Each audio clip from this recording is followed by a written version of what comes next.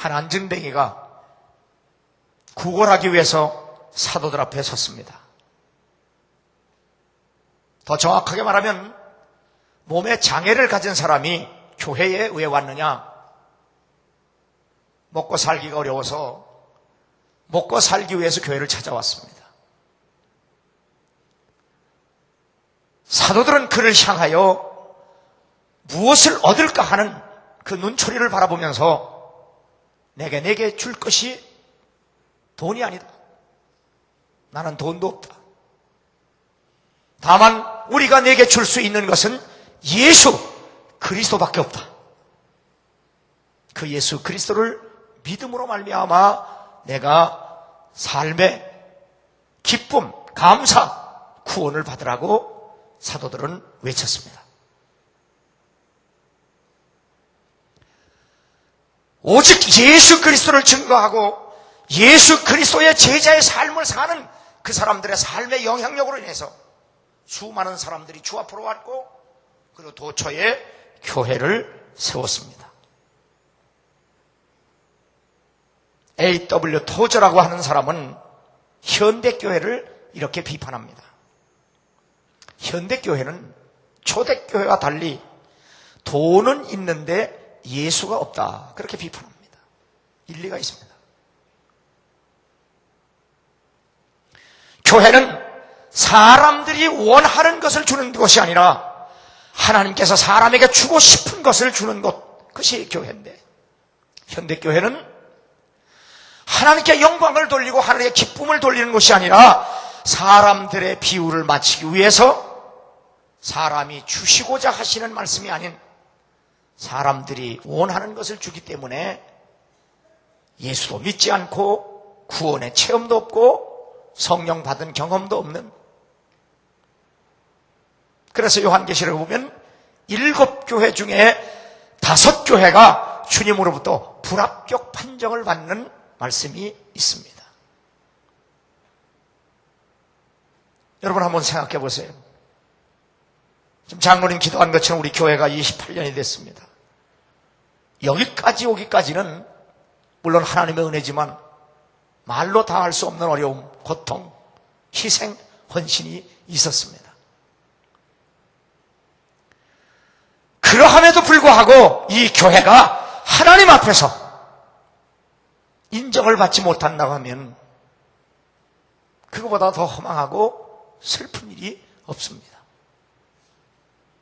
그런데 요한계시록에 보면 5교회가 자신들로서는 우리가 하나님을 잘 섬기고 신앙생활 잘 하는 줄로 알았지만 불꽃 같은 눈동자로 보신 주님께서 말씀하시기를 교회가 될 수 없다고 하는 진단을 내리셨다는 사실입니다. 그러므로 우리는 나 자신을 비롯해서 여러분 그리고 우리 모든 교회가 항상 하나님 말씀 앞에서 우리의 소유를 살펴서 과연 내가 예수를 믿는 사람인지, 그리고 우리 교회가 정말 하나님께 인정을 받는 그런 교회가 되고 있는지, 우리는 오늘 성경 말씀을 통해서 우리 자신의 소유를 그리고 영적 상태를 살펴보아야 될 줄로 믿습니다. 그래서 교회도 개인도 우리 하나님 말씀에 비추어서 우리의 부족함이 드러나면 우리는 회개해야 할 것이고 변화되어서 하나님 앞에 영광스러운 그러한 교회와 성도가 되어야 될 줄로 믿습니다. 오늘 첫 번째 사도행전 2장 1절에 보면 오순절 날이 이름에 그들이 다 같이 한 곳에 모였다고 했습니다. 왜 이들이 오순절 날 한 곳에 모여 있어야 했는가?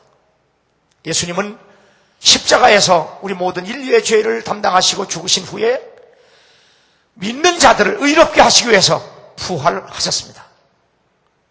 그리고 40일 동안을 이 땅에 계시다가 승천하시기 전에 제자들에게 이렇게 말씀합니다. 너희들은 내가 가면 너희들의 유익인데 내가 가면 반드시 너에게 다른 보혜사 성령을 보낼 텐데 그 성령이 임할 때까지는 예루살렘을 떠나지 마라. 예루살렘에 모여서 성령이 오시기를 기다리고 성령 받기를 기다리면 그 성령이 임해하셔서 너에게 능력을 덧입혀 주실 거다. 그 능력을 받으면 그때부터는 예루살렘에만 있지 말고 사마리아, 유대 사마리아 땅끝에 이르러 예수가 그리스도임을 증거하라고 말씀하신 겁니다. 이 말씀과 명령을 따라서 그들은 한 곳에 모였습니다. 바로 그날이 오순절입니다. 바로 오순절 그날에 하나님께서 약속하신 성령이 그들에게 불처럼, 물처럼, 기름처럼 비둘기같이 그들에게 각 사람 위에 임재하셨다고 성경은 우리에게 말씀해 주고 있습니다. 왜 하필이면 오순절이냐? 레위기 23장에 보면 유대인의 3대 절기가 있습니다. 유월절, 초실절, 그리고 장막절이 있습니다.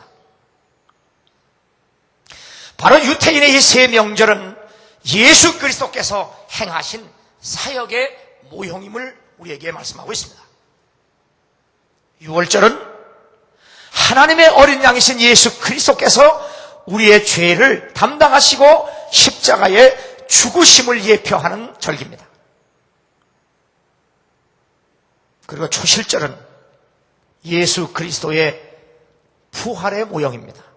그래서 예수님은 고린도전서 15장 20절에 보면 잠자는 자들의 첫 열매가 되셨도다.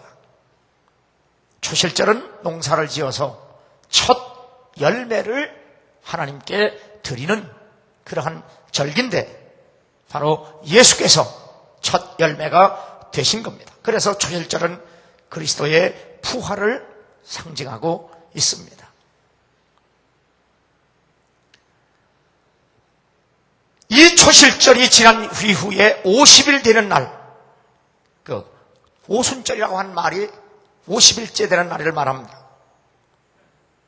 유대인들은 이 오순절에 하나님께서 자신들에게 율법 주신 것에 대해서 감사했고 축하했습니다.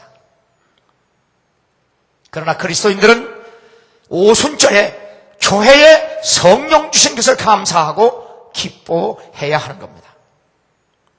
그런데 이 초실절은 6월절이 끝나는 안식일 다음 날에 시작되었는데 이것은 그날이 항상 주간의 첫날이기 때문에 그렇습니다.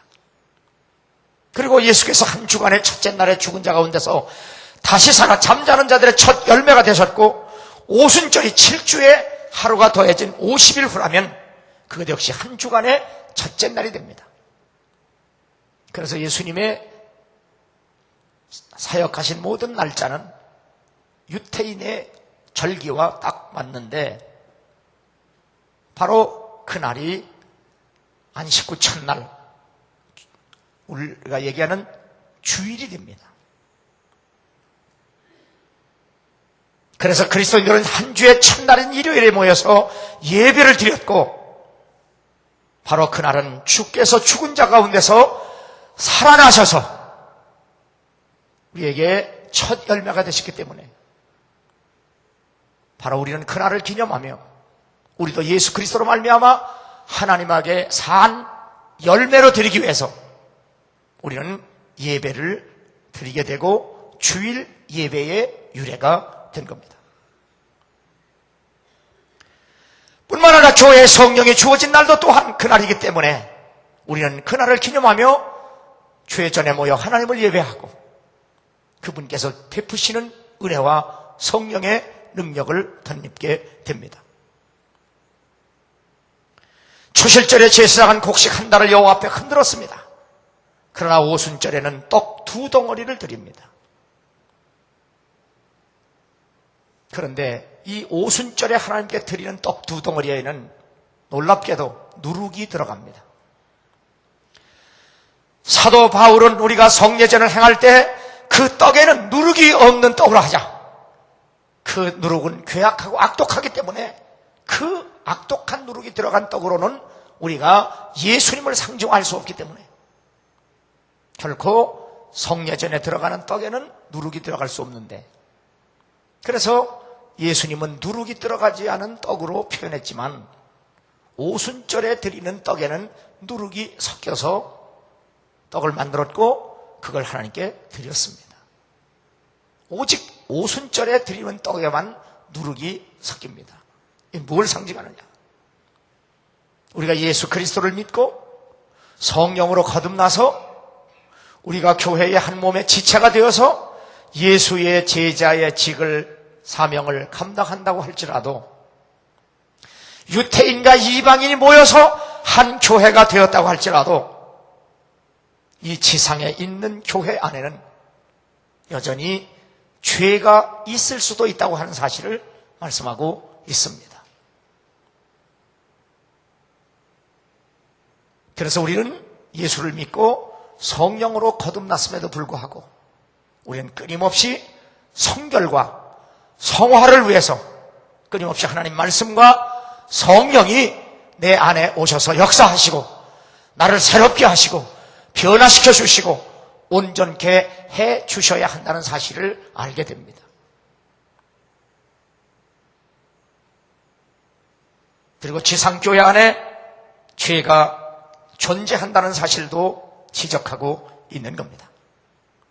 그러므로 지상에 있는 교회는 끊임없이 하나님 앞에서 우리의 부족함, 우리의 연약함, 우리의 허물, 우리의 죄를 고백하고 회개하면서 주의 은혜로 말미암아 우리가 더 성숙해지고 더 온전해지고 더 충만해지고 그리고 성결해져야 될 줄로 믿습니다. 오순절날 이름에 그들이 다 같이 한 곳에 모였더니 호련히 하늘로부터 급하고 강한 바람 같은 소리가 있어 그들을 완전 온 집에 가득하며 마치 불의 혀같이 갈라지는 것 같이 그들에게 보여 각 사람 위에 하나씩 임하였더니 그들이 다 성령의 충만함을 받고 성령의 말하게 하심을 따라 다른 언어들로 말하기를 시작하니라.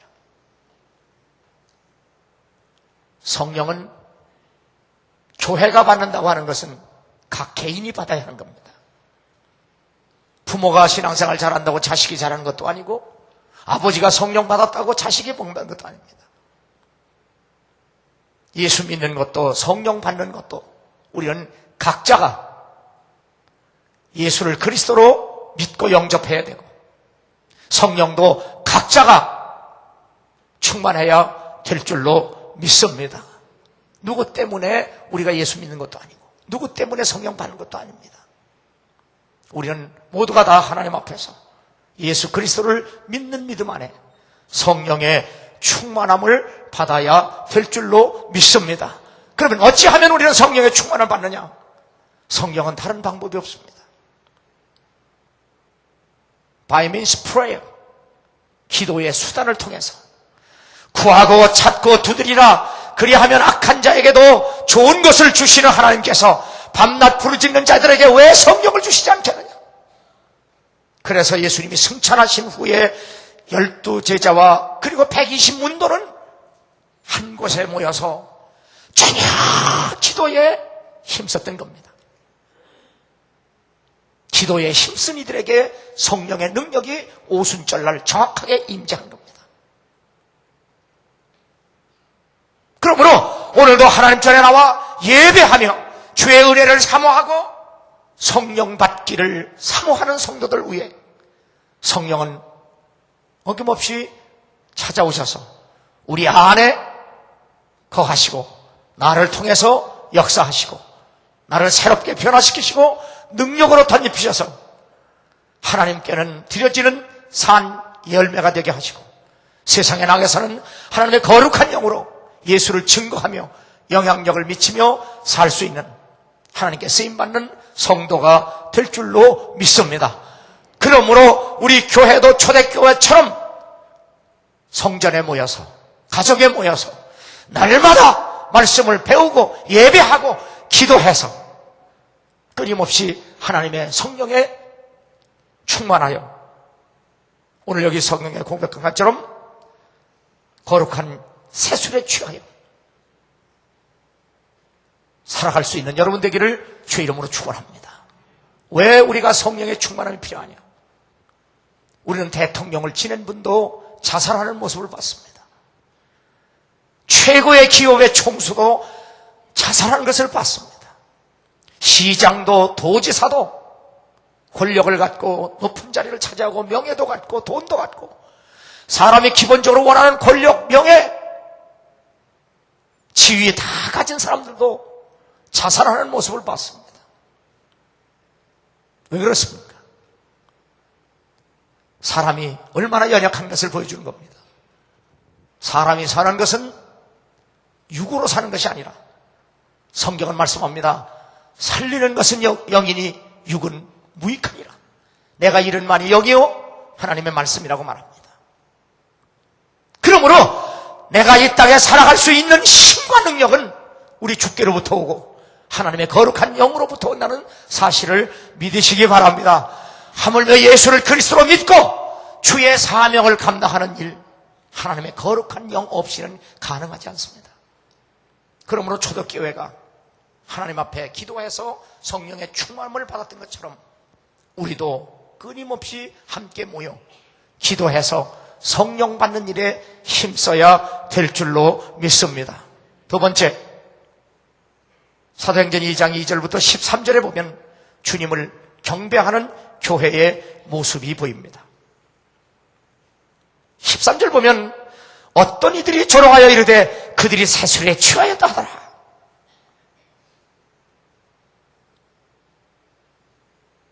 성령께서는 오순절 이전에도 활동하셨습니다. 창조할 때도 구약의 역사에도 또 여러 사건에 보면 성령께서 역사하신 기록이 있습니다.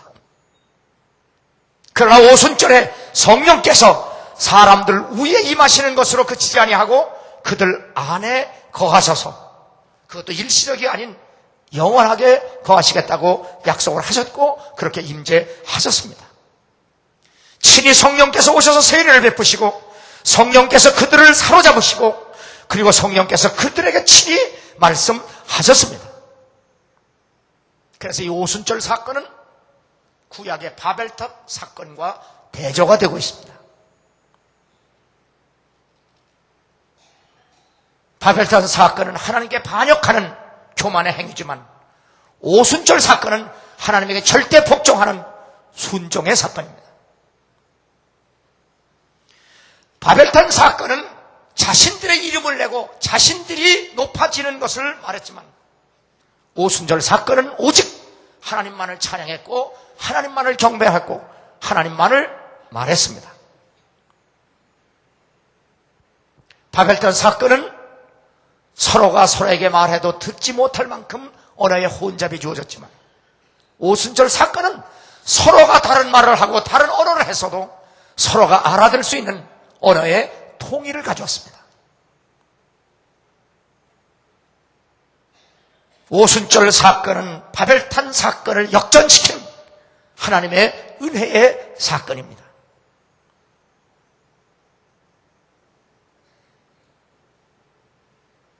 그러므로 오늘 현대교회도 하나님의 성령에 취하지 아니하면 그 예배가 하나님께 영광이 되지 못한다는 사실도 깨달아야 합니다. 아무리 좋은 건물에서 좋은 음향, 악기 그리고 전문적인 사람들이 있다고 할지라도 하나님의 영에 사로잡히지 아니하면 우리의 예배가 하나님께 영광이 되지 않는다는 사실입니다. 그래서 주님은 지금도 우리가 하나님의 거룩한 영, 세술에 취한 기도 그리고 세술에 취한 찬양, 세술에 취한 봉사, 세술에 취한 헌신, 세술에 취한 충성을 주님은 원하고 계신 겁니다. 그래서 사도 바울의 에베소 교회를 향하여 5장 18절에 보면 술 취하지 말라 이런 방탕한 것이니 오직 성령의 충만함을 받으라. 시와 찬송과 신령한 노래들로 서로 화답하며 너의 마음으로 주께 노래하며 찬송하며 범사에 우리 주 예수 그리스도 이름으로 항상 아버지 하나님께 감사하며 그리스도를 경외함으로 피차 복종하라. 하나님께 드리는 예배는 말씀도 찬송도 기도도 감사도 교제도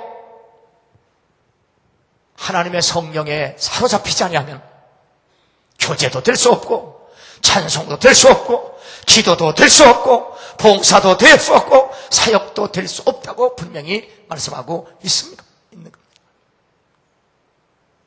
그러므로 여러분과 나와 우리 교회가 정말 성령의 세술에 취해서 하나님께 기도하고 성령의 세술에 취하여 찬송하고 성령의 세술에 취하여 예배하고 성령의 세술에 취하여 봉사하고 헌신하고 있는가 스스로 살펴야 될 줄로 믿습니다.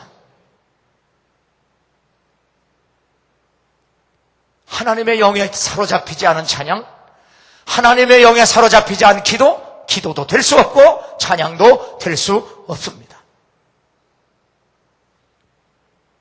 그러므로 우리는 기도를 위해서 찬양을 위해서 우리는 은혜 받아야 합니다. 성령 받아야 합니다.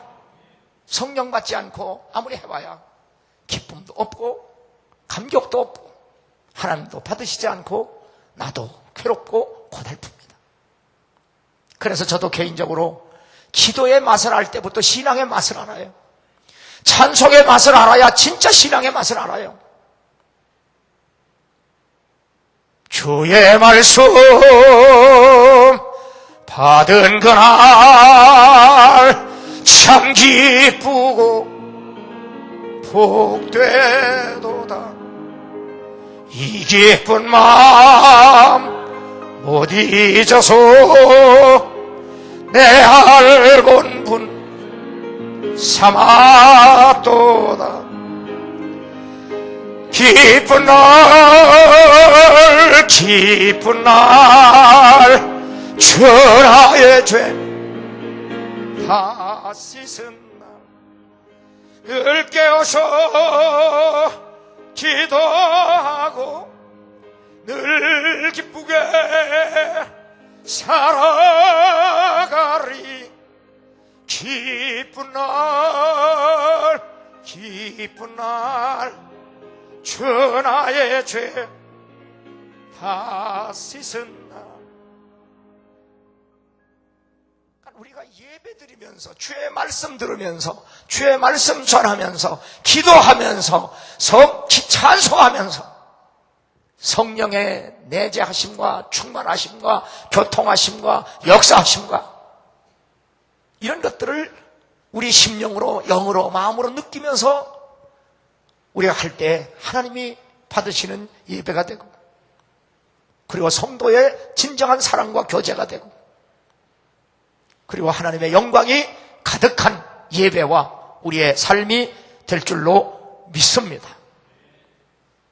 이 받은 기쁨 그 누구도 알 수 없습니다.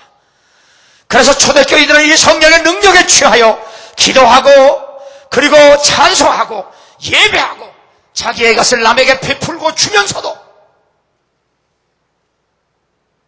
다른 사람이 볼 때 야 저거 미쳤다 진짜 미쳤다. 그런데 우리 현대교회의 현실이 어떻습니까? 옛날에 우리 어렸을 때는 그래도 사람들이 세상 사람들이 그래도 예수 믿는 사람이 낫다고 그랬습니다. 그래서 김구 주석 같은 사람은 경찰서 100개 세우는 것보다 교회 하나 세우는 게 훨씬 낫다고 그랬어. 그래도 예수 믿는 사람이 낫다. 그러다가 세상에 지나다 보니까 세월이 지나다 보니까 예수 믿는 것들이나 안 믿는 것들이나 똑같다고 그랬었거든. 그런데 요즘은 어떻게 들어요? 예수 믿는 것들이 더하다는 소리를 들어요. 이쯤 되면 하나님의 영광을 가리는 일입니다. 십자가의 희생을 더럽게 하고 욕되게 하는 일입니다.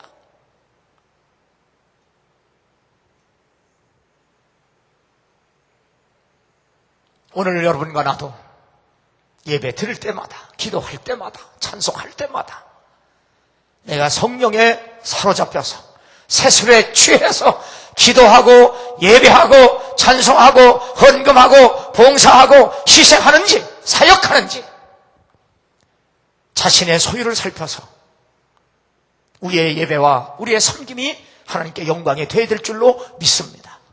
그래서 예수님도 사역 초기에 기도하실 때 성령을 받으셨고 무슨 일을 하시기 전에 먼저 기도하시고 하나님의 영에 사로잡히지 않으면 주님도 사역하시지 않았다는 사실을 누가복음을 통해서도 얼마든지 볼 수 있습니다. 왜냐하면 우리는 예수 그리스도 안에서 성령의 충만함 없이 하나님 안에서 하나님을 위해서 살아가는 일이 가능하지 않기 때문에 그렇습니다. 그러므로 우리는 예수 그리스도를 믿는 믿음 안에 성령의 충만한 확신을 가져야 될 줄로 믿습니다. 세 번째는 증거하는 교회입니다. 14절부터 41절의 내용입니다. 우리가 지난번에도 설교 드렸지만 성경을 읽다 보면 예수님이 병든 자를 고치시고 또 귀신을 내쫓으시고 또 제자들에게 예수가 그리스도임을 신앙 고백을 받으신 후에 언제나 하시는 말씀, 아무에게도 말하지 마라, 아무에게도 말하지 말라고 하시는 말씀을 부탁하셨습니다. 왜 병든 자 고치시고 귀신에게 눌린 자들을 고쳐주시고도 말하지 말라고 했을까? 이것은 시간적으로 보면 그들이 아직도 예수님이 십자가에 돌아가시기 전이고 부활하시기 전이고 승천하시기 전이고 그리고 그들에게 성령을 부어주시기 전이기 때문에 하나님의 예수 그리스도의 온전한 사역이 끝나지 않았기 때문에 그들은 아직도 예수를 그리스도라고 말은 해도 그렇게 확실하게 믿을 수 있는 능력이 없습니다. 병난 사람은 예수님을 의사로밖에, 말씀을 배운 사람은 선지자로밖에, 말씀의 지도를 받은 사람은 선생으로밖에 말할 수가 없습니다. 그래서 예수님은 기다리라는 겁니다. 기다리면 내가 모든 것을 다 이룬 후에 너희가 있을 천국을 예배하러 가면서 내가 다른 보혜사 성령을 보낼 때 그 성령이 오시면 죄에 대하여, 의에 대하여, 심판에 대하여 분명하게 말씀한다. 그래서 성령이 내 안에 오셔서 역사하시면 죄가 무엇인지 알게 되고 회개하게 되고, 성령이 내 안에 오셔서 역사하시면 무엇이 의로운 것인지 믿게 하시고, 그래서 성령이 내게 오시면 우리를 구원만 하시는 것이 아니라 반드시 심판도 하신다는 사실을 알게 됩니다.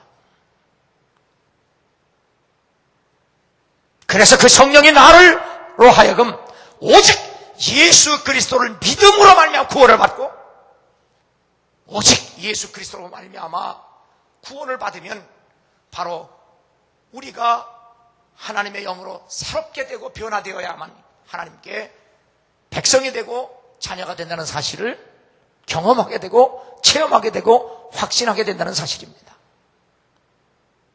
그러므로 우리가 입술로 주여 주여 한다고 할지라도 성령의 체험을 하지 못하면, 소위 말하는 은혜를 받지 못하면 우리의 입술로만 주여 주여 하지만 결국 주님은 거듭나지 않은, 죄사함 받지 못한 사람의 주인이 될 수가 없습니다.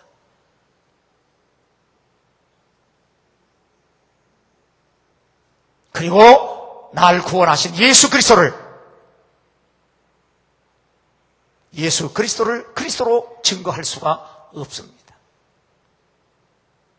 왜 전도해라 해도 왜 전도하지 못합니까? 내 안에 하나님의 영이 충만하지 못하기 때문에 그렇습니다. 전하는 것이 부끄럽고, 전해도 안 될 것 같고, 전하기도 싫고, 전할 마음도 없고, 그러나 내가 예수 그리스도로 말미암아 구원을 받고, 믿음으로 말미암아 구원을 받고 성령의 충만함을 받으면 예수가 그리스도임을 증거하지 않고는 살 수가 없습니다. 견딜 수가 없습니다.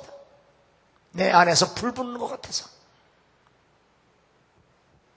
그래서 초대교인들은 헤로드 왕이 예수님을 십자가에 못 박아 죽인 본디오 빌라도가 예수 증거하지 마라, 예수 증거하지 마라 해도 우리가 보고 들은 것을 말하지 아니할 수 없다. 복음을 증거하니 정부가 그들을 핍박하고 심지어 죽이려고 해도 그들은 한 곳에 모여서 하나님 우리가 기도합니다. 우리가 하나님께 기도하는 것은 우리가 저들이 죽이려고 할 때 죽을까 봐 두렵고 무서워서 기도하는 것이 아니라, 하나님 우리에게 성령의 능력을 부어주옵소서. 그리고 하나님의 말씀 예수를 그리스도로 담대하게 증거할 수 있도록 내게 은혜를 주시옵소서. 기도를 마친 후에 하나님의 거룩한 영이 임재하셔서 그들을 흔드시고 진동시키시고 역사하셔서 사도든 목사든 장로든 권사든 집사든 나가서 전할 때마다 그들이 그 전하는 말씀을 듣고 그 성에 큰 기쁨이 넘쳤다고 하는 것은 바로 구원을 받았다는 얘기입니다.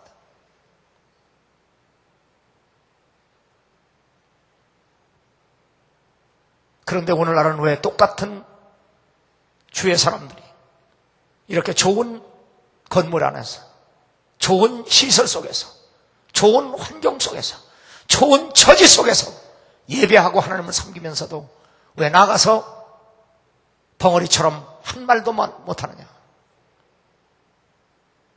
성령의 능력에 사로잡히지 못해서 그렇습니다. 그러므로 우리는 우리의 강팍한 마음, 완악한 마음, 빈들의 마른 불처럼 시들은 우리의 영혼을 하나님 앞에 나와 회개하고 우리도 초대교회 성도들처럼 성령의 충만을 받아야 될 줄로 믿습니다. 그러므로 예수가 그리스도임을 전하는 전도보다 더 중요한 것은 우리가 성령의 능력을 체험하는 것입니다. 끊임없이 성령의 능력을 사모하고 성령의 능력을 받는 여러분 되기를 주의 이름으로 축원합니다. 교회는 사람이 많든즉든 성령의 능력이 되어야 될 줄로 믿습니다. 시설이 아닙니다. 사람이 아닙니다. 오직 예수 그리스도 성령의 능력만이 교회들은 증거라는 사실을 믿으시기 바랍니다. 그러므로 우리도 예수를 그리스도로 증거하기 위해서 아무리 세계 선교, 이웃 전도를 날마다 외친다고 할지라도 그 일이 성령의 능력이 아니고서는 가능하지 않습니다. 그러므로 우리가 할 일은 증거하는 일보다 더 중요한 것은 성령의 충만한 은혜를 받는 것이라는 사실입니다. 그러므로 초대교회가 성전에 모였든지 그리고 가정에 모였든지 늘 예배하고 기도하고 말씀 나누고 교제하면서 그들이 집에 있든지 성전에 있든지 그 어디에서도 예수가 그리스도를 증거했던 그들의 삶이 여러분과 내 삶이 되어야 될 줄로 믿습니다. 마지막으로 성령 안에서 행하는 교회입니다. 42절부터 47절의 내용입니다. 초대교회는 성전에서 모였고 가정에서 모였습니다. 그들은 날마다 모였습니다. 같이 모여 예배드렸고 하나님 말씀을 배웠고 식사했습니다. 그리고 교제했습니다. 그래서 그들은 하나가 되었고 사람들에게 칭찬을 받았고 그래서 구원받는 숫자는 날마다 늘어갔습니다. 초대교회는 형식적인 예배를 위해서 일주일에 한 번 모이는 것으로 만족할 수가 없었습니다. 그래서 사도행전을 보면 날마다 모였고 날마다 구제했고 날마다 기도했고 날마다 영혼을 구원했고 날마다 성경 배웠고 날마다 성도의 수가 늘어났습니다. 그들의 신앙은 실제적인 삶이지 일주일에 한 번 틀에 박힌 형식이 아니었습니다. 그들 속에 부활하신 주님이 영으로 역사하셨고 함께 하셨고 인도하셨고 지켜주셨고 보호하셨습니다. 요한계시록 7장에 보면 천국에 이미 가 있는 성도들의 모습을 보여주고 있습니다. 그들의 모습은 한결같이 깨끗한 세마포 옷을 입은 사람들의 모습이었습니다. 그래서 한 장로가 묻습니다. 어떻게 저들은 저렇게 깨끗하고 흰 옷을 입고 있느냐? 이것은 바로 예수 믿는 믿음의 정조를 끝까지 지킨 사람들의 모습을 말합니다. 다시 말하면 저들이 어떻게 저렇게 어려움 가운데서도 예수 믿는 믿음을 끝까지 깨끗하게 지켰느냐? 그 대답은 그들은 밤낮을 성전에서 하나님을 섬긴 사람이라 그랬습니다. 섬겼다는 말은 예배했다는 말입니다. 요한계시록에 쓰여질 당시에는 예수를 믿을 수도 없었고 더더군다나 성전에 모일 수도 없는 때였습니다. 그런데 예수 믿는 믿음을 깨끗하게 지킨 성도들의 특징은 밤낮을, 그것도 일주일에 한 번이 아닌 밤낮을 성전에 모여 하나님을 섬긴 사람이라고 말합니다. 우리는 아브라함의 신앙을 죽은 자를 살리시고 없는 것을 있게 하시고 바랄 수 없는 중에 바라고 믿는 믿음이라고 알고 있고 그렇게 믿습니다. 다니엘이라고 하는 사람은 하나님의 사람입니다. 이방의 포로가 됐습니다. 그래도 그는 믿음의 정조와 지조를 꺾지 않습니다. 그러다가 그는 핍박을 받고 굶은 사자의 굴에 들어가게 됐습니다. 신앙의 정조를 지킨 것 때문에 그는 사자굴에 갇히는 불이익을 당합니다. 그런데 그곳에서 다윗이 한 일이 뭡니까? 하나님께 예배한 일입니다. 하나님께 기도한 일입니다. 하나님께 찬송했습니다. 굶은 사자가 자기 굴에 사람이 들어왔으면 잡아먹히는 것 당연한 일 아닙니까? 그러나 그 사자 앞에서, 사자굴 안에서, 굶은 사자 앞에서 다니엘은 살아계신 하나님께 기도합니다. 사드락, 메삭, 아벳노가가 7배나 뜨거운 풀무 가운데서 살아나는 것, 굶은 사자가 있는 사자굴에서도 살아난 다니엘, 이것은 바로 요한계시록 7장에서 모일 수 없는 시대에 성전에 밤낮 모여서 하나님을 예배한 자들을, 사자굴에서 사자의 입을 막아 다니엘을 구원하시고 7배나 뜨거운 풀무불에 같이 가셔서 그들을 살려낸 그 하나님께서 아무리 본디오 빌라도와 헤롯이 예수 못 믿게 하고 성전에 못 믿게 해도 그들은 모여서 하나님을 섬길 때 하나님께서 지켜주심으로 말미암아 그들이 예수 믿는 믿음의 정조를 깨끗하게 지켰다 하는 것이 요한계시록입니다.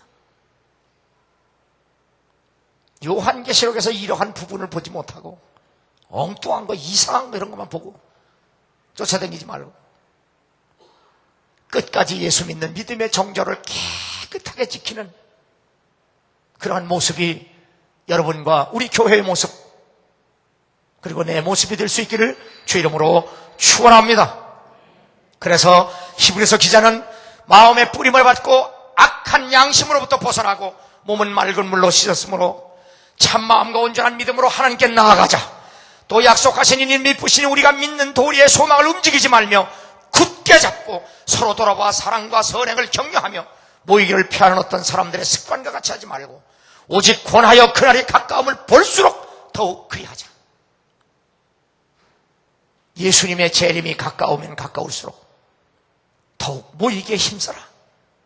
왜냐하면 역설적으로 예수님의 재림이 가까우면 가까울수록 이 세상은 점점 더 죄악이 관영합니다. 그러므로 그 죄와 악과 싸워 이길 수 있는 길은 주 앞에 모여 예배하고 교제하고 증거하는 일밖에 없다는 사실을 말해주고 있는 겁니다. 초대교회는 날마다 성전에 모이고 날마다 가정에 모였습니다. 이 초대교회의 모습을 가장 잘 보존하는 것이 감리교회입니다. 감리교회는 다 성전에 모여서 하나님을 예배하는 일을 웨슬리가 가르쳤고, 그것도 모자라 가정에 모여서 교제하며 하나님 섬기고 말씀 배우는 속회의 제도, 그리고 밴드, 셀까지 만들어서 교인들 하나하나를 온전하게 훈련시키고 신앙 교육을 시켰습니다. 그러므로 우리도 성전에 모여서 하나님을 예배하는 교회의 모든 예배에 빠지지 말고 함께 모여서 하나님을 예배하는데 승리하는 성공자가 되기를 주 이름으로 축원합니다. 뿐만 아니라 가정에 모이는 속회도 귀하게 여겨서 가정에 모여서 함께 교제하고 하나님 섬기고, 그리고 사람들에게 여러분의 삶을 통해 증거해서 여러분의 속회와 우리 교회를 통해서, 여러분 자신을 통해서 수많은 사람들이 구원을 받고 하나님께 영광에 돌리는 사도행전 2장의 모습이 우리 교회의 모습이 되고 여러분과 내 모습이 되어야 될 줄로 믿습니다. 예수 그리스도를 구주로 믿고 성령으로 반드시 거듭나서 충만한 능력으로 덧입고, 그리고 우리가 소명교회의 한 지체로서 그리스도의 사명을 감당하는 사람으로 살아갈 때 주님은 우리가 구하지 않아도 생각하지 않아도 우리에게 필요한 모든 것을 더해 주실 줄로 믿습니다. 그러므로 예수를 구주로 믿고 성령 안에서 소명교회의 지체로서 사명을 감당해서 하나님께서 주시는 품삯과 그리고 축복과 은사와 은혜를 받고 누리며 사는 살아있는 믿음의 성도들이 되기를 주의 이름으로 축원합니다.